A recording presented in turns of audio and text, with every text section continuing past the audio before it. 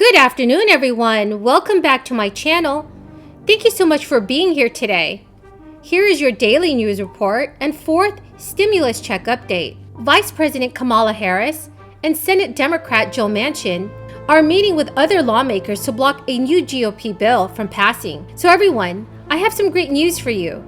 New stimulus checks were just officially approved. This Friday, I will be giving away more $75 Amazon gift cards. Please enter my giveaway by subscribing to my channel, commenting below, and also liking this video.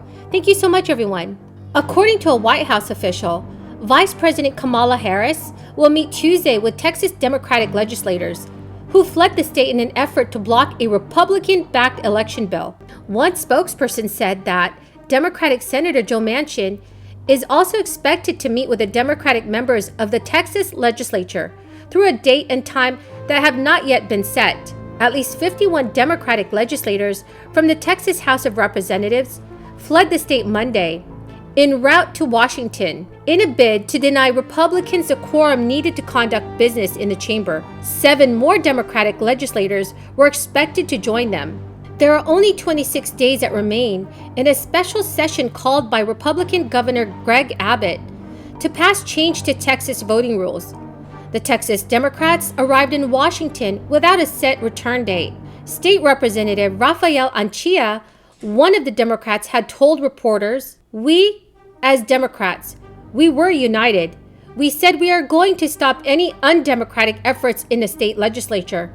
And if that meant leaving the state, we were going to do it." Over the weekend, Texas lawmakers passed 2 voting measures, House Bill 3 and Senate Bill 1, after extensive hours of debate and testimony. The House was set to reconvene Tuesday morning for a final vote, but the absent Democrats could stall this. While this broad assault against voting rights is not unprecedented, it's taking on a new and literally pernicious forms.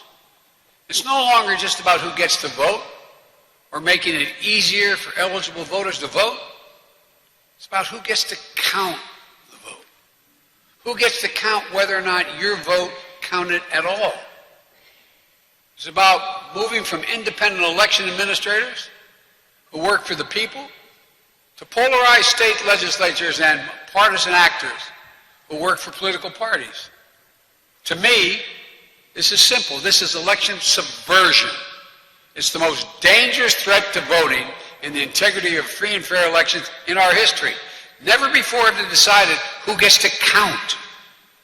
Count. What votes count. Some state legislators want to make it harder for you to vote. And if you vote, they want to be able to tell you your vote doesn't count for any reason they make up. They want the ability to reject the final count and ignore the will of the people if their preferred candidate loses. And they're trying, not only targeting people of color, they're targeting voters of all races and backgrounds. Just with a simple target. Who did not vote for them? That's the target. It's unconscionable. I mean, really, it's hard to declare just how critical this is. It's simply unconscionable. We've got to shore up our election system and address the threats to election subversion, not just from abroad, which I spent time with Putin talking about, but from home. From home. Senator Joe Manchin did not answer Tuesday when asked if he would support a carve-out in the Senate filibuster to pass voting rights legislation, stating only that he is anxious to meet with the Texas Democrats. The West Virginia senator has previously expressed opposition to changing the filibuster. So what do you think, everyone? Should our lawmakers change the filibuster? Please leave your thoughts in the comments section below. California Governor Gavin Newsom just signed a $100 billion budget deal, paving the way for millions of Californians to receive one-time cash payments directly into their bank accounts. Under the Golden State Stimulus Number 2, qualifying individuals with incomes between $30,000 to $75,000 a year will receive a $600 stimulus check, and qualifying families with kids, including undocumented families, will get an additional $500. California Department of Finance spokesman H.D. Palmer previously told reporters that payments will begin to be issued in early September. First proposed in the month of May, Governor Gavin Newsom's second Golden State stimulus is an extension of the program that sent payments out to individuals earning $30,000 and under in the month of April. So if you already received a check, you cannot receive a second one. Most Californians who qualify for the stimulus do not need to do anything to receive the payment. According to a statement from the governor's office, the plan creates the biggest state tax rebate in American history, expanding direct payments to middle-class families for a total of $12 billion in stimulus payments that will go directly to middle-class Californians and families. California state officials estimated that roughly 2 out of every 3 Californians will receive stimulus payments. The state budget was just signed 11 days after the July 1st deadline, delaying the arrival of checks by a couple of weeks.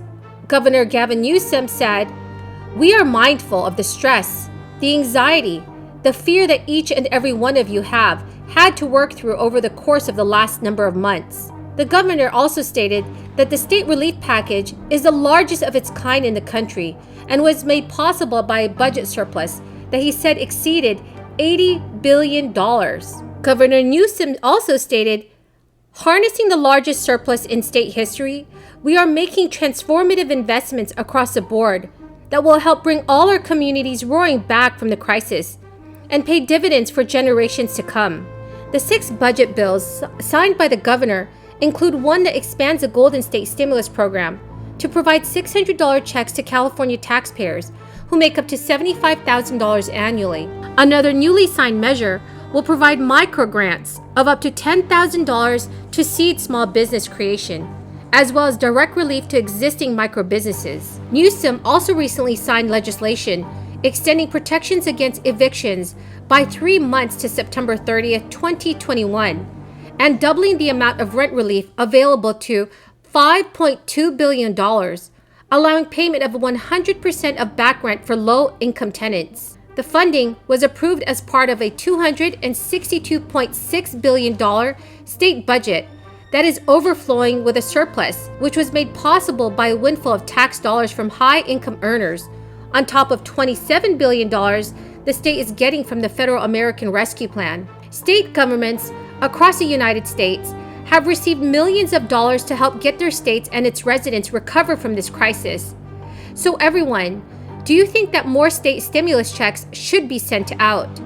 If you do, please like this video and also leave a comment in the comment section below. So that is the end of the video, everyone. Thank you so much for being here today. I greatly appreciate it. I truly hope you found this video helpful this afternoon. Next Friday, I will be giving away more $75 Amazon gift cards. Please enter my giveaway by subscribing to my channel, leaving a comment below, and also liking this video. Thank you so much, everyone, and have a very blessed Tuesday.